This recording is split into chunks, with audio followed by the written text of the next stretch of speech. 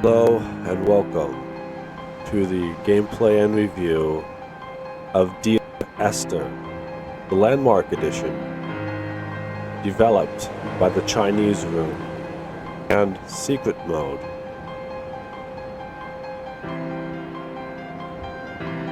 I am a big fan of the Chinese Room and all of their games, and I've decided to review potentially all of them. This is their first game. It was originally a Life mod, and it became a full-fledged game. And this is a sort of remake or remaster of the original Dear Esther with updated gameplay, and it's called Landmark Edition. So it's a really neat game. It takes place on an island in the Hebridian of Scotland.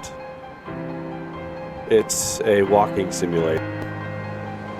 I'm a big fan of walking simulator games, so I'm going to be reviewing quite a bit of them.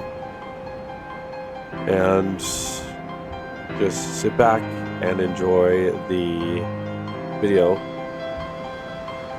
This is more of a relaxing game with music and narration, so there's no real action, just a casual, relaxing game. So let's get started with Dear Esther Landmark Edition.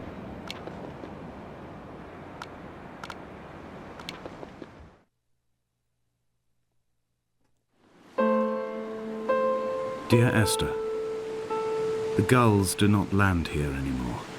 I've noticed that this year they seem to shun the place. Maybe it's the depletion of the fishing stock driving them away. Perhaps it's me. When he first landed here, Donnelly wrote that the herds were sickly and their shepherds the lowest of the miserable classes that populate these Hebridian Islands. 300 years later, even they have departed.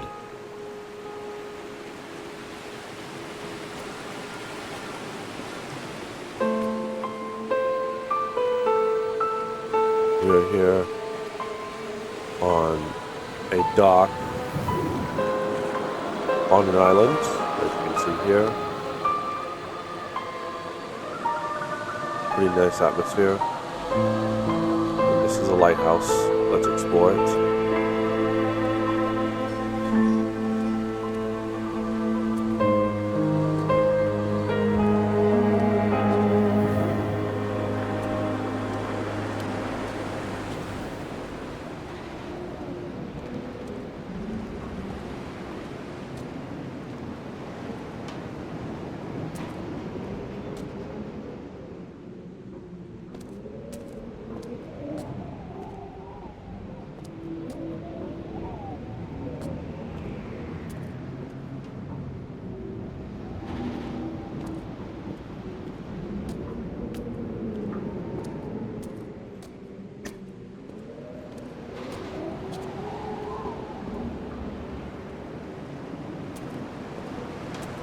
Okay.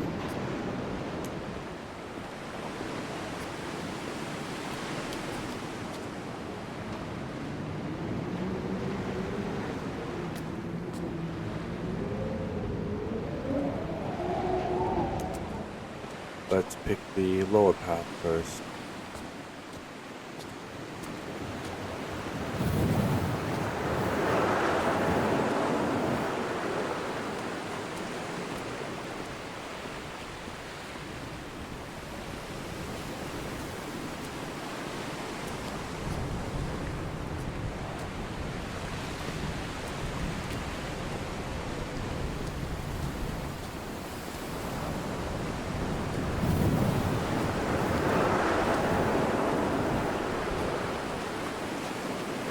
Nice beach here.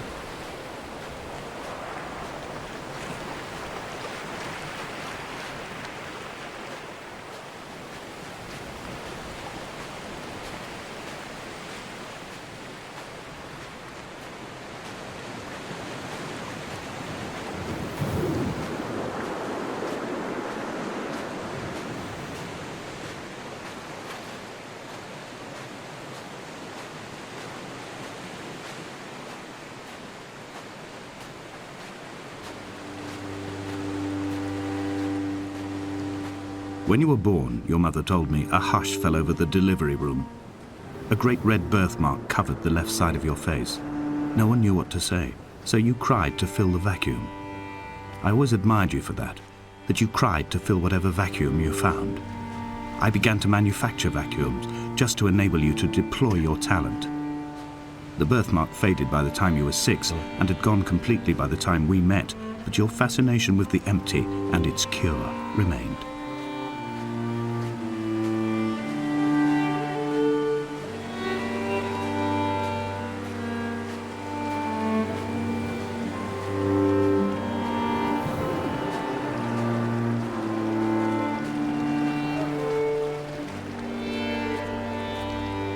Dear Esther, I found myself to be as featureless as this ocean, as shallow and unoccupied as this bay, a listless wreck without identification. My rocks are these bones, and a careful fence to keep the precipice at bay. Shot through me caves, my forehead a mount. This aerial will transmit into me so.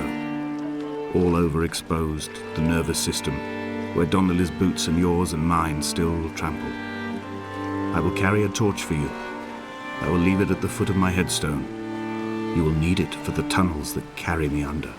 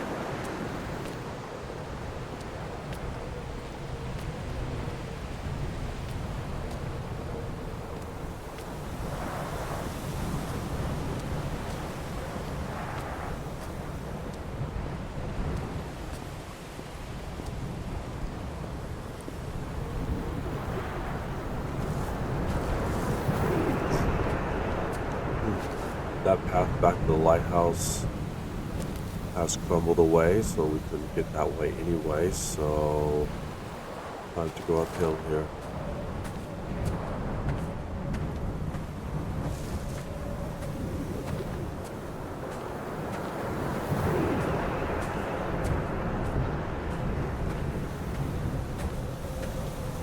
A wonderful sight.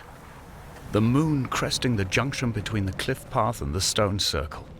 It cast a shadow of the ridge across the beach, all the world as if you had signed your name in untidy handwriting.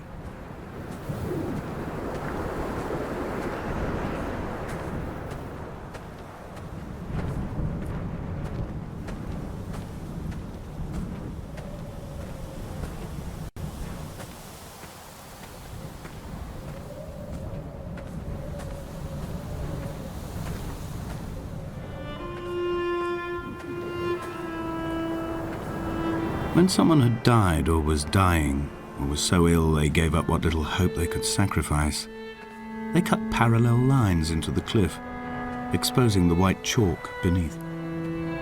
You could see them from the mainland or the fishing boats, and know to send aid or impose a cordon of protection, and wait a generation until whatever pestilence stalked the cliff paths died along with its hosts. My lines are just for this: to keep any would-be rescuers at bay. The infection is not simply of the flesh.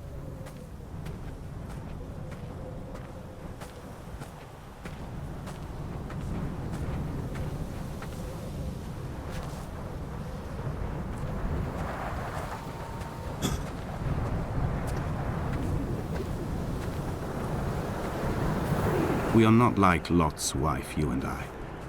We feel no particular need to turn back. There's nothing to be seen if we did. No tired old man parting the cliffs with his arms. No gifts or Bibles laid out on the sand for the taking. No tides turning or the shrieking gulls overhead. The bones of the hermit are no longer laid out for the taking. I have stolen them away to the guts of this island, where the passages all run to black, and where we can light each other's faces by their strange luminescence.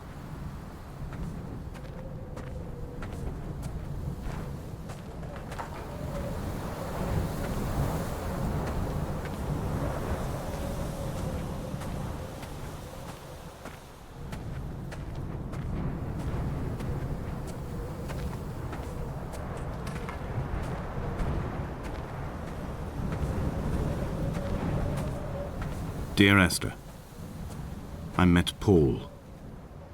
I made my own little pilgrimage. My Damascus, a small semi-detached on the outskirts of Wolverhampton. We drank coffee in his kitchen and tried to connect to one another. Although he knew I hadn't come in search of an apology, reason or retribution, he still spiraled in panic, thrown high and lucid by his own dented bonnet. Responsibility had made him old. Like us, he'd already passed beyond any conceivable boundary of life. I threw my arms wide and the cliff opened out before me, making this rough home. I transferred my belongings from the bothy on the mount and tried to live here instead. It was cold at night and the sea lapped at the entrance at high tide. To climb the peak, I must first venture even deeper into the veins of the island, where the signals are blocked altogether. Only then will I understand them, when I stand on the summit and they flow into me, uncorrupted.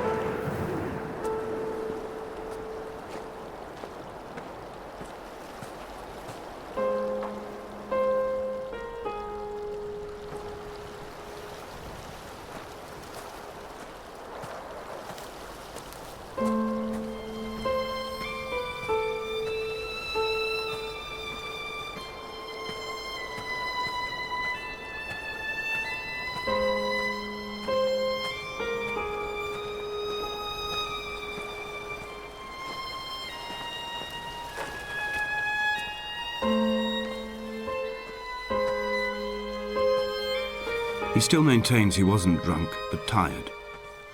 I can't make the judgment or the distinction anymore. I was drunk when I landed here, and tired too. I walked up the cliff path in near darkness and camped in the bay where the trawler lies beached. It was only at dawn that I saw the bothy and decided to make my temporary lodgings there. I was expecting just the aerial and a transmitter stashed in a weatherproof box somewhere on the mount. It had an air of uneasy permanence to it. Like all the other buildings here, erosion seems to have evaded it completely.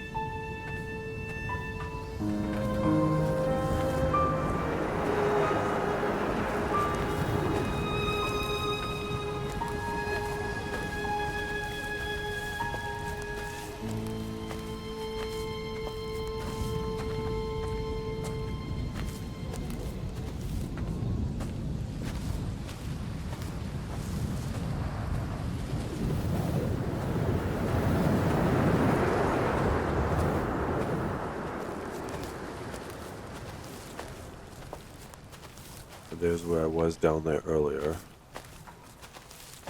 So this is what's up top of that.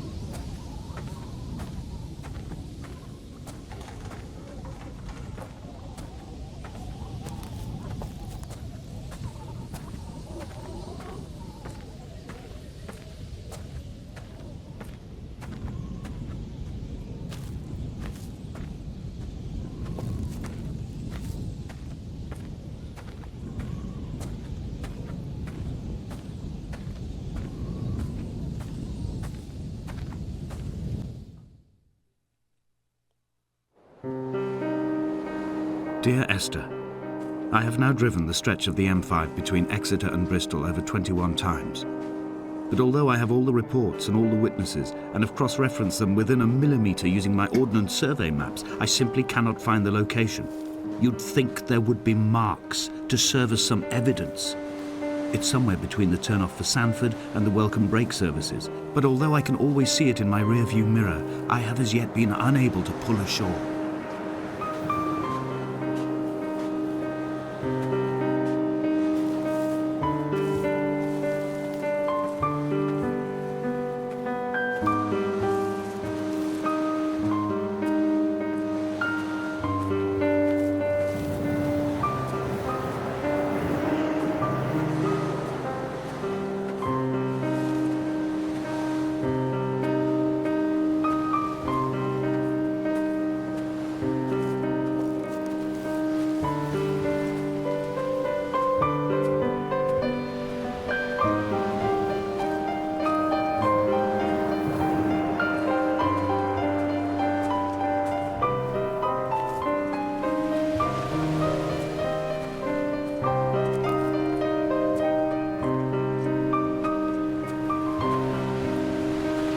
I've begun to wonder if Donnelly's voyage here was as prosaic as it was presented.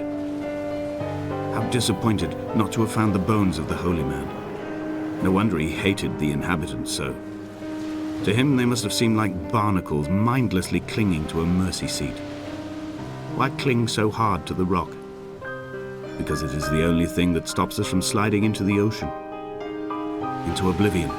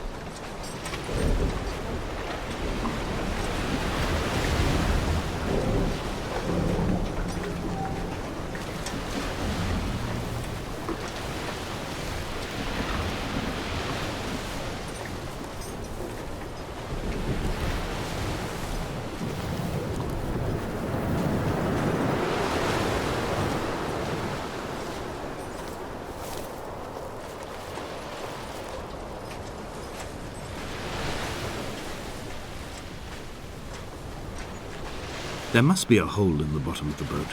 How else could new hermits have arrived?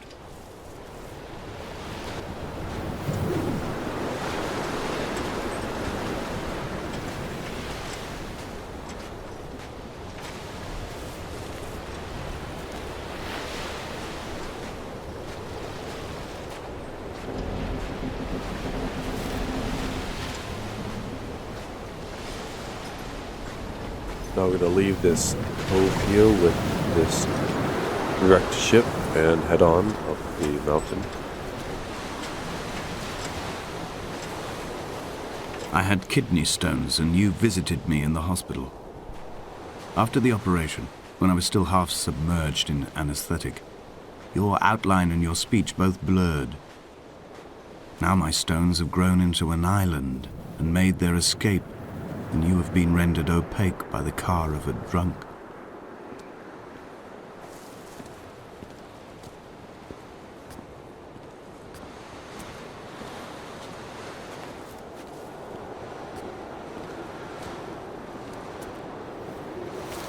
When I first looked into the shaft, I swear I felt the stones in my stomach shift in recognition.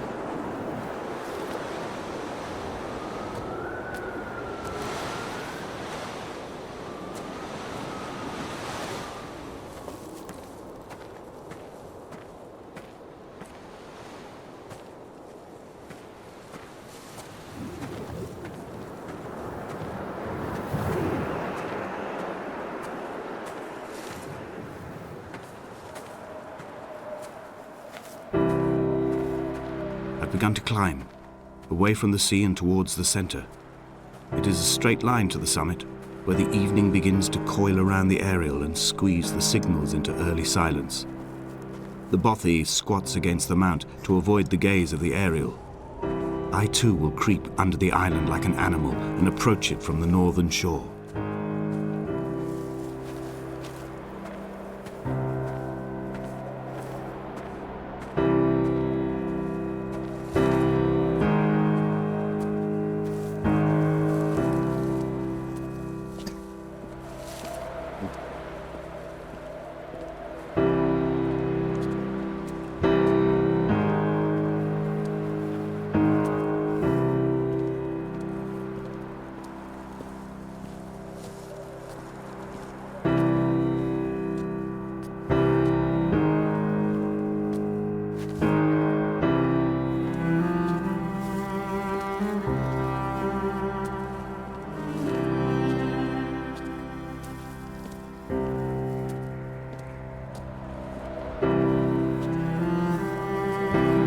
The bothy was constructed originally in the early 1700s.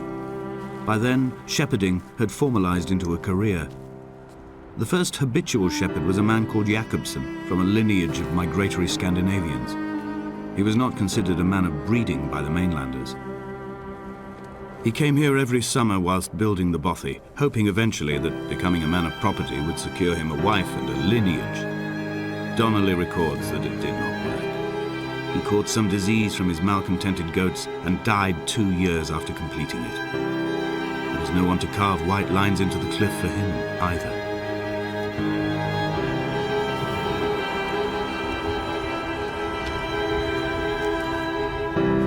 Whoa, almost slipped off the cliff there. Gotta watch myself. But that ends there, so I gotta go back to the path.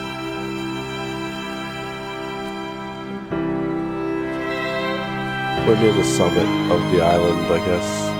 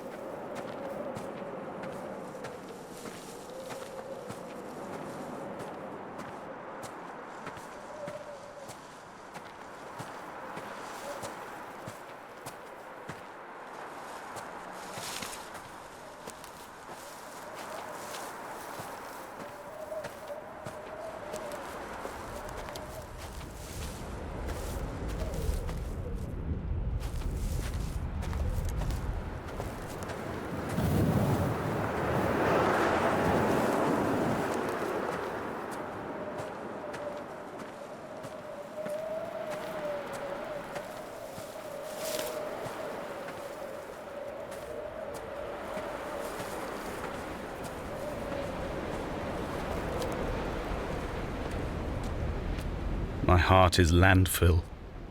These false dawns waking into the still never light. I sweat for you in the small hours and wrap my blankets into a mass.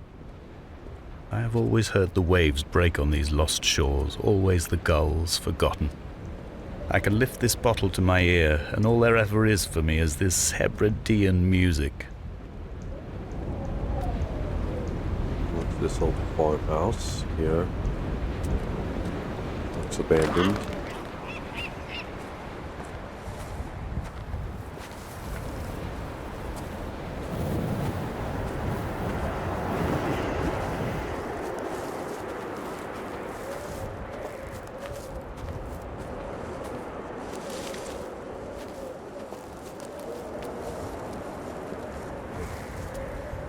Okay, now that's the summit right there. Can't get to it though. And now I'll descend back down here towards the shore.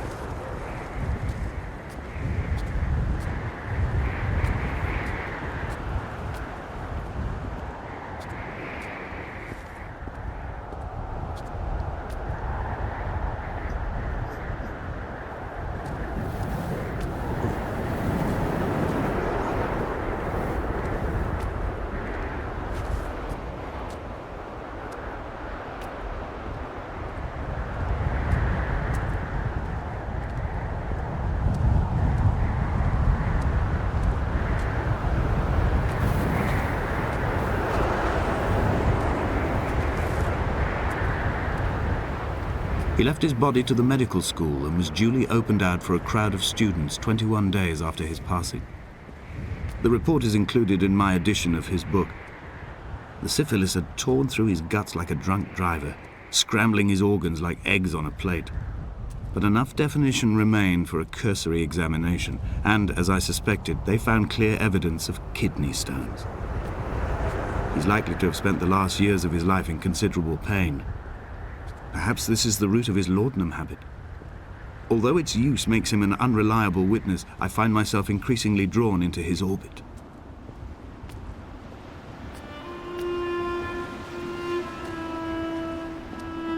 They found Jakobsen in early spring. The thaw had only just come. Even though he'd been dead nearly 7 months, his body had been frozen right down to the nerves and had not even begun to decompose. All around him, small flowers were reaching for the weak sun. The goats had adjusted happily to life without a shepherd and were grazing freely about the valley. Donnelly reports they hurled the body in fear and disgust down the shaft, but I cannot corroborate this story.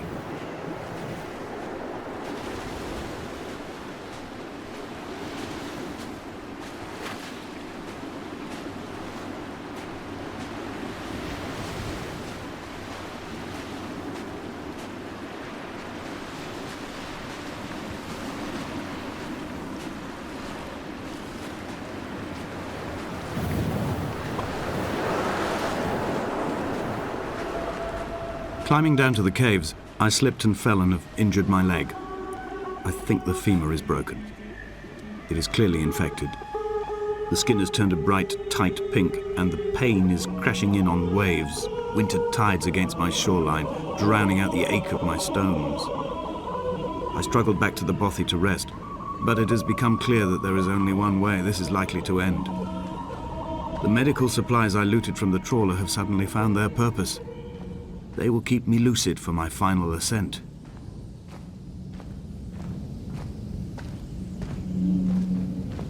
Looks like this is a nice little slot canyon right here. That's where it ends. It's straight up, so gotta go back and into the caves.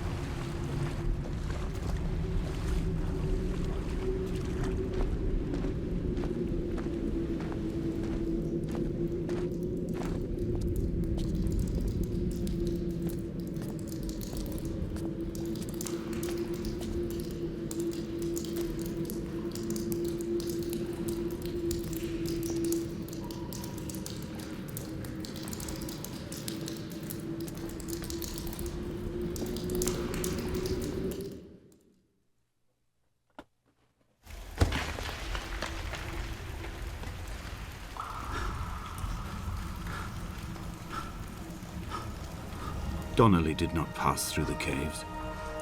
From here on in, his guidance, unreliable as it is gone from me.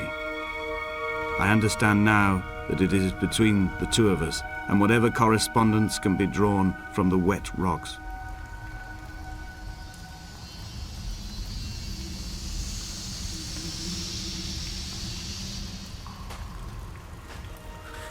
Quite a fall down there, but these are the caves.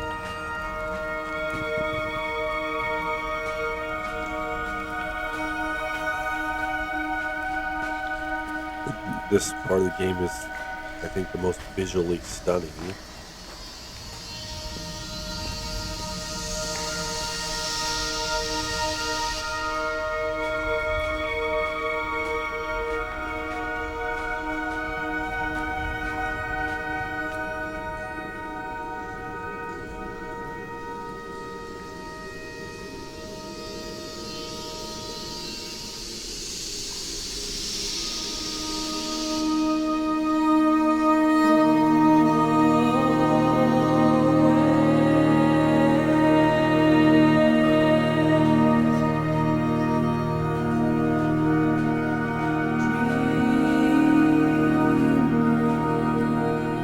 There is no other direction, no other exit from this motorway. Speeding past this junction, I saw you waiting at the roadside, a one last drink in your trembled hands.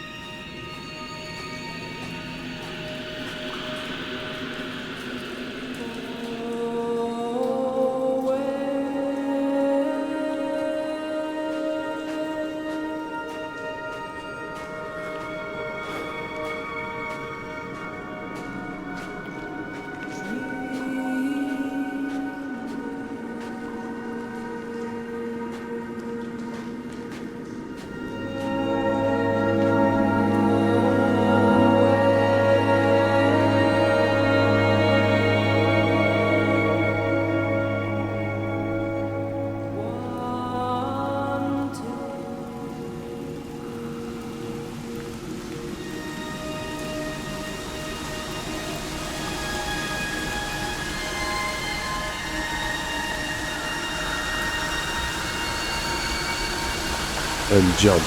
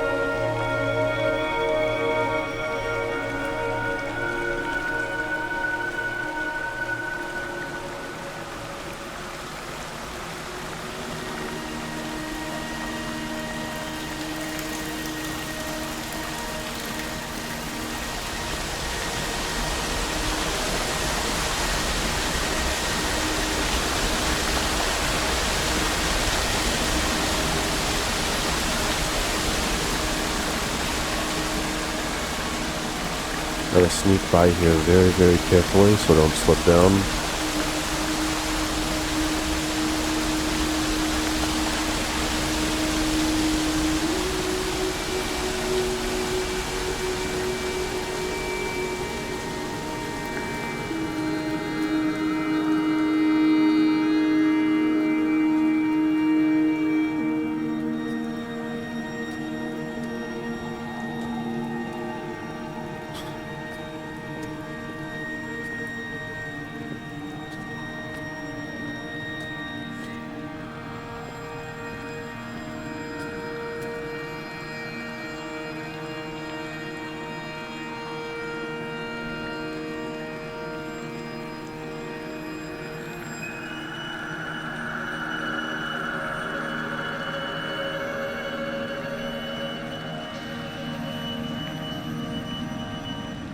If the caves are my guts, this must be the place where the stones are first formed. The bacteria phosphoresce and rise, singing through the tunnels. Everything here is bound by the rise and fall, like a tide. Perhaps the whole island is actually underwater.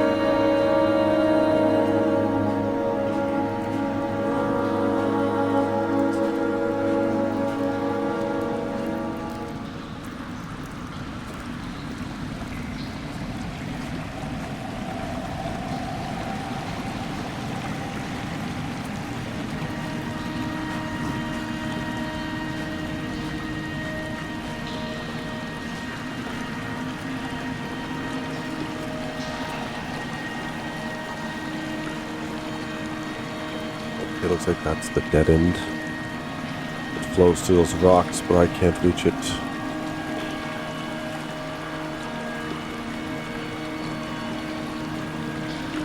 Climb up here.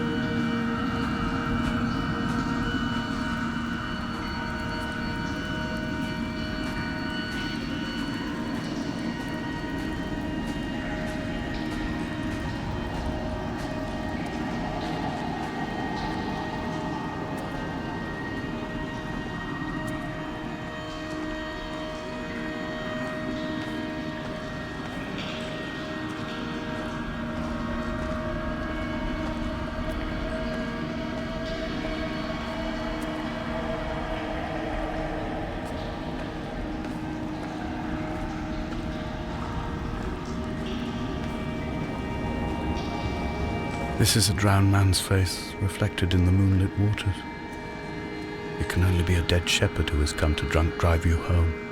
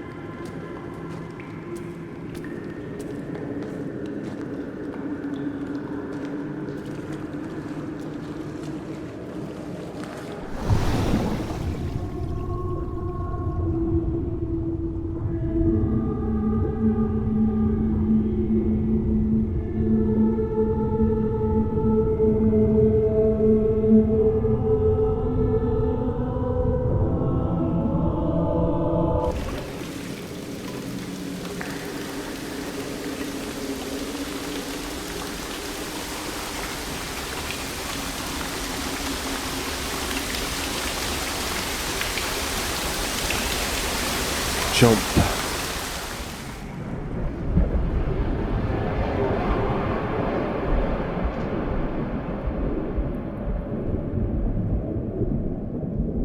Oh, we're on a highway.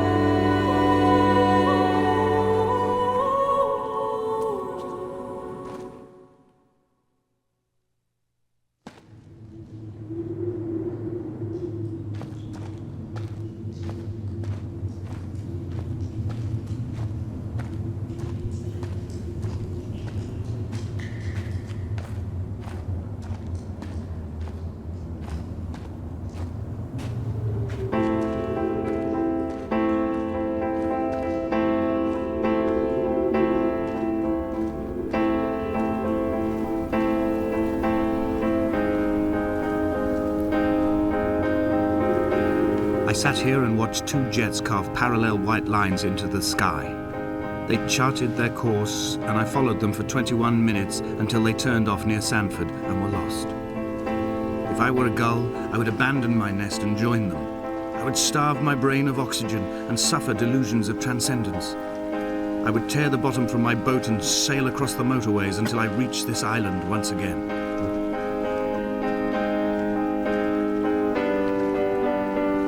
Now we're back out of the caves and along the coast again.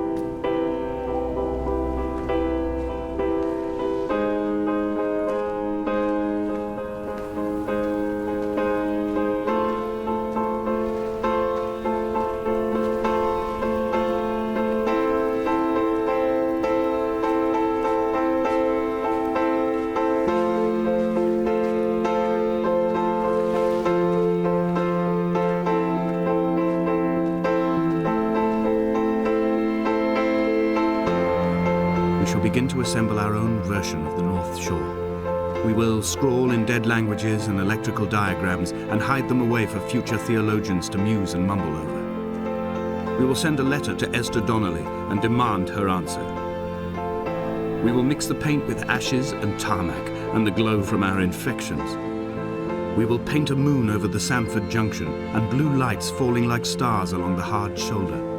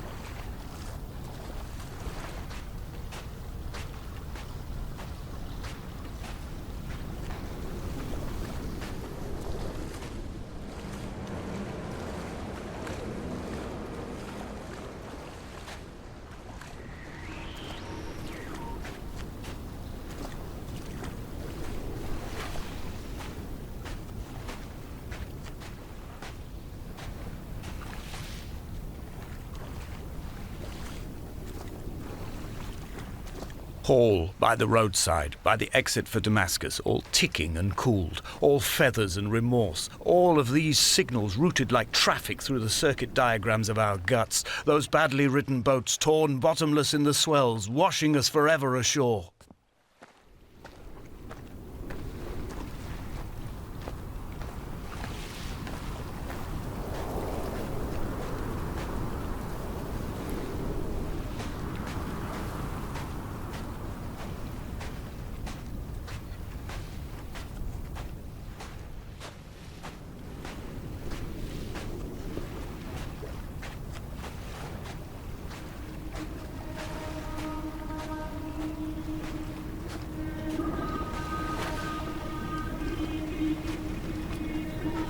From here, I can see my armada.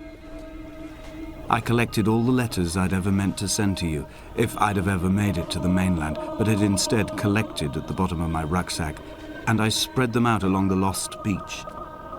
Then I took each and every one, and I folded them into boats. I folded you into the creases, and then, as the sun was setting, I set the fleet to sail. Shattered into 21 pieces, I consigned you to the Atlantic, and I sat here until I'd watched all of you sink.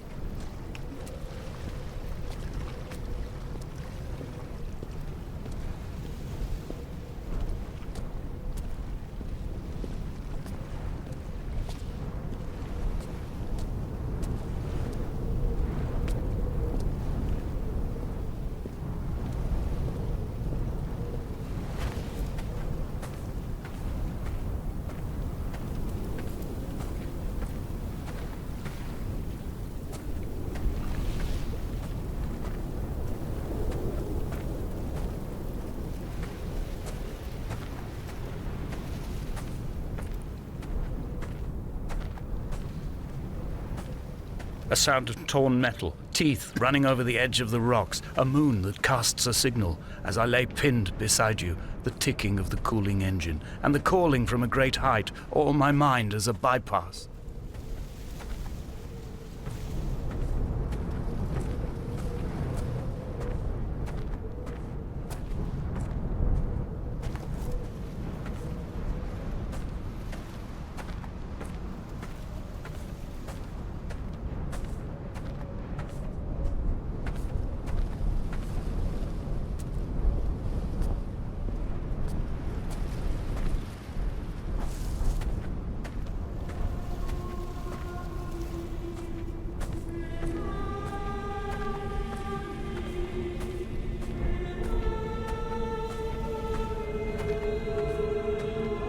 I've begun my voyage in a paper boat without a bottom. I will fly to the moon in it. I've been folded along a crease in time, a weakness in the sheet of life. Now you've settled on the opposite side of the paper to me. I can see your traces in the ink that soaks through the fiber, the pulped vegetation. When we become waterlogged and the cage disintegrates, we will intermingle. When this paper aeroplane leaves the cliff edge and carves parallel vapor trails in the dark, we will come together.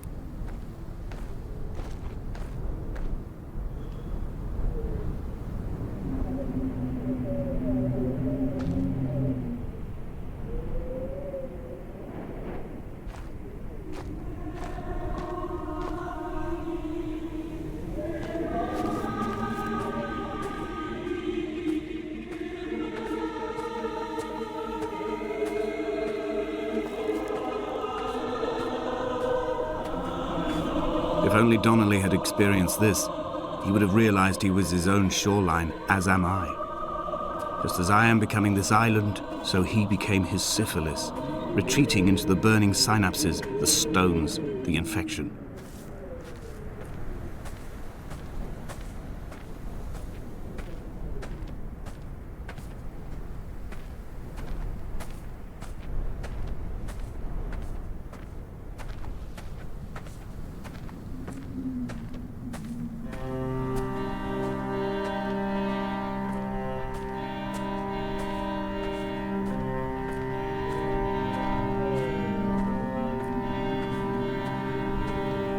Bent back like a nail, like a hangnail, like a drowning man clung onto the wheel, drunk and spiraled, washed onto the lost shore under a moon as fractured as a shattered wing.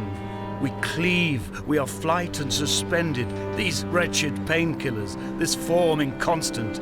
I will take flight, I will take flight.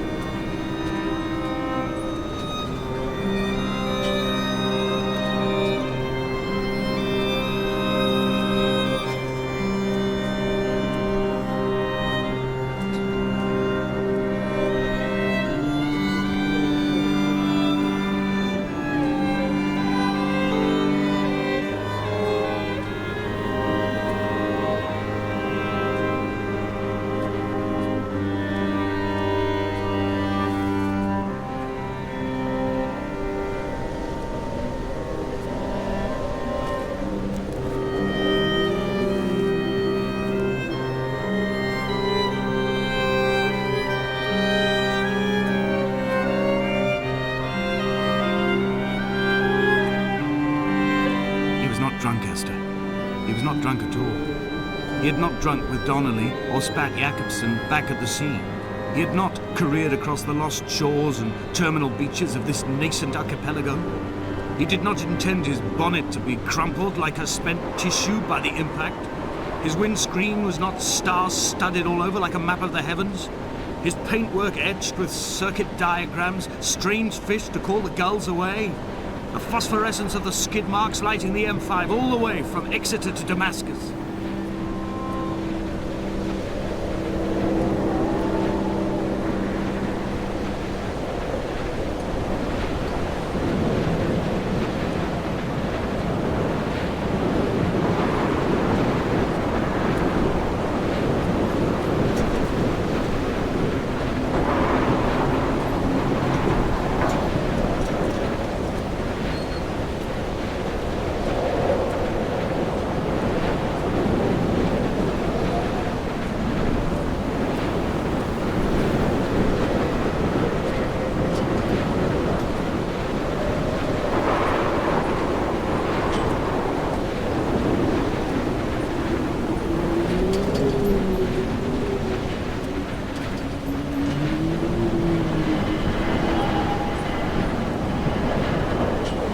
Run out of places to climb.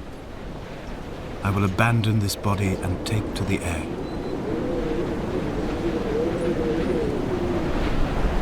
Dear Esther, I have burned the cliffs of Damascus. I have drunk deep of it. My heart is my leg and a black line etched on the paper all along this boat without a bottom. You are all the world like a nest to me. Eggs unbroken form like fossils, come together, send small black flowers to the air. From this infection, hope. From this island, flight.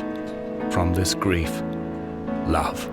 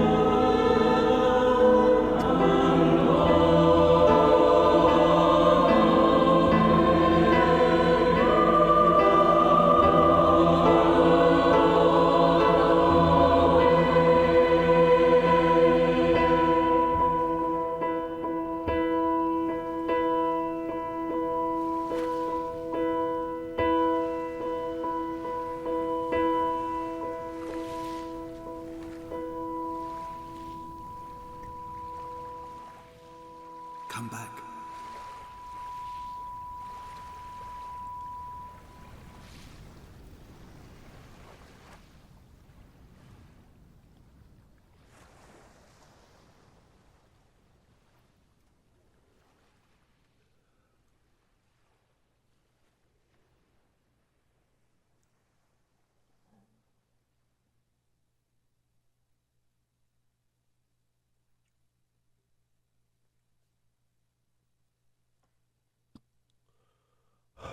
Well, that is the end of it. You have seen the entire game of Dear Esther Landmark Edition. This was the complete playthrough in one sitting, even. It's a pretty neat little game, great visuals, mainly just a relaxing game. There's no puzzles to solve or any action or enemies to defeat. Just sit back, use the arrow keys, and walk through the map. Just your typical walking simulator. So, hope you enjoyed it. And there'll be more games that I'll review from the Chinese Room and other walking simulators by other companies as well. So, see you in the next gameplay review video.